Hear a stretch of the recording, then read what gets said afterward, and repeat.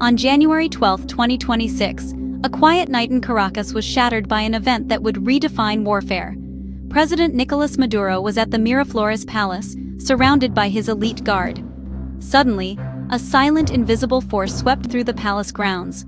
No explosions, no gunfire, just confusion and fear. Guards found their minds clouded, bodies unresponsive, as if struck by an unseen hand. The attack lasted only minutes, but its impact was seismic. The target? President Maduro. The method? A precise, non-lethal assault that incapacitated without killing. The suspected perpetrators? A U.S. Special Forces unit, moving like ghosts. The world watched in disbelief as reports of a silent storm emerged. This was not just an attack, it was a demonstration of a new kind of power. For Venezuela and beyond, it was a chilling message. Nowhere is safe from this technology. The rules of conflict had changed overnight.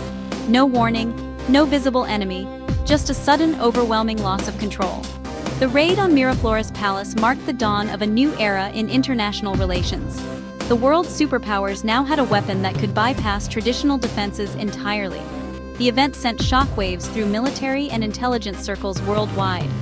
How do you defend against an enemy you can't see or hear? The age of silent, invisible warfare had begun. The world would never be the same.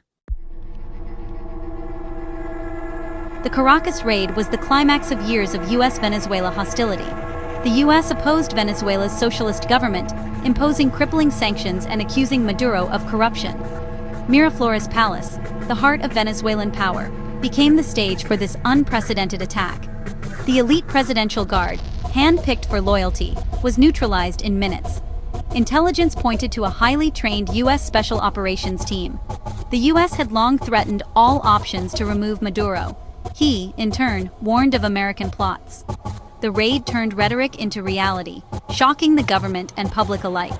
The world's geopolitical chessboard was suddenly upended. Allies and rivals took sides, deepening the divide.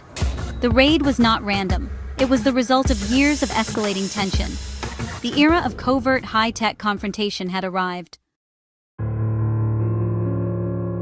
The weapon used in Caracas was a neurodisruptor, something out of science fiction, now terrifyingly real. It used focused energy waves to scramble the brain's signals, leaving victims conscious but helpless. No explosions, no wounds, just neurological chaos. Soldiers couldn't move or speak, their bodies betraying them. The device likely used electromagnetic or acoustic pulses, tuned to disrupt neural pathways. It was non-lethal, but deeply traumatizing. The advantage? Surgical precision, no collateral damage, no firefight. The attackers neutralized dozens of guards in seconds, leaving no trace but confusion. The implications are staggering. A weapon that can control bodies without a shot fired. The psychological toll is unknown, but the fear is real. The silent storm weaponized the mind itself. The battlefield had shifted from land and air to the human brain. Warfare would never be the same. Survivors of the attack described a nightmare.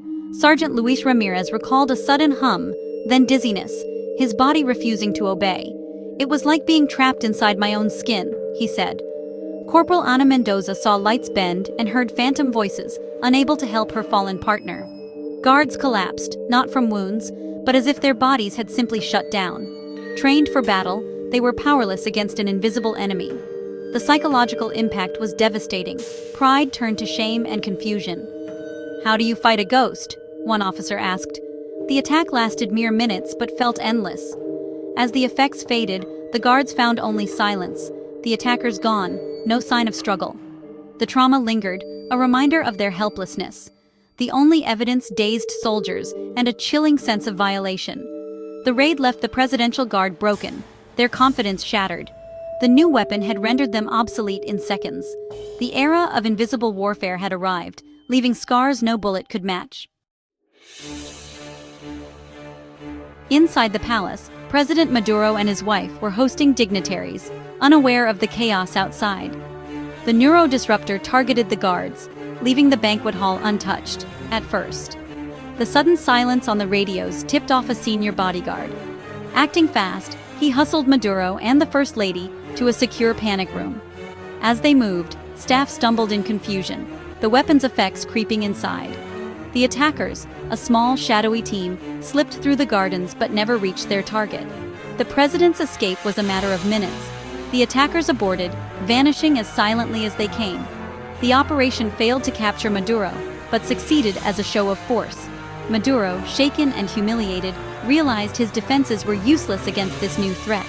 The shield of loyal soldiers had been bypassed by invisible technology. The psychological blow was immense. The message was clear: no leader was untouchable. Venezuela's response was immediate and furious. Maduro appeared on TV, denouncing the attack as U.S. terrorism and vowing retaliation. Dazed guards were paraded as heroes, victims of a devil's technology. Venezuela demanded a UN investigation, calling the raid an act of war. The government's message: Venezuela was under attack by a superpower wielding futuristic weapons. In Washington, officials flatly denied involvement, calling the claims baseless. The U.S. suggested the incident was internal strife or a staged event. Publicly, there was no admission, only denial. Privately, the message was clear. The U.S. had demonstrated a capability no one else possessed. Plausible deniability became a new weapon. The world took note. The U.S. could strike invisibly, leaving no evidence.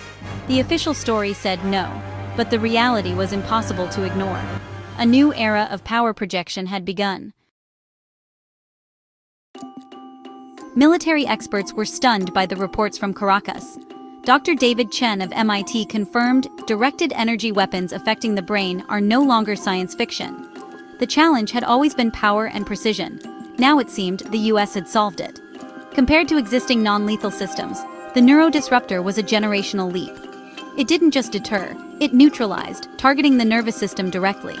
Dr. Anya Sharma of Georgetown noted the weapon's psychological impact. It shattered morale and trust. How do you defend against an invisible force that turns your own soldiers helpless? The weapon's deterrent effect was immediate. Adversaries now had to rethink every move. But the ethical questions loomed large. What are the long-term effects? Could it be used on civilians? No treaties govern this kind of neuroweaponry. The Caracas raid forced the world to confront a new reality. The rules of war had changed forever. The Caracas raid sent shockwaves across Latin America. Leaders from Bolivia to Nicaragua saw it as a warning. No one was safe from U.S. power. Headlines screamed of the invisible empire and Washington's phantom weapon. Even U.S. allies felt uneasy.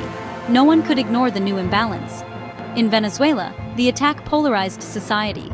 Government supporters rallied. The opposition was shaken. Many, regardless of politics, were horrified by the violation of national sovereignty. The event deepened fear and mistrust across the continent.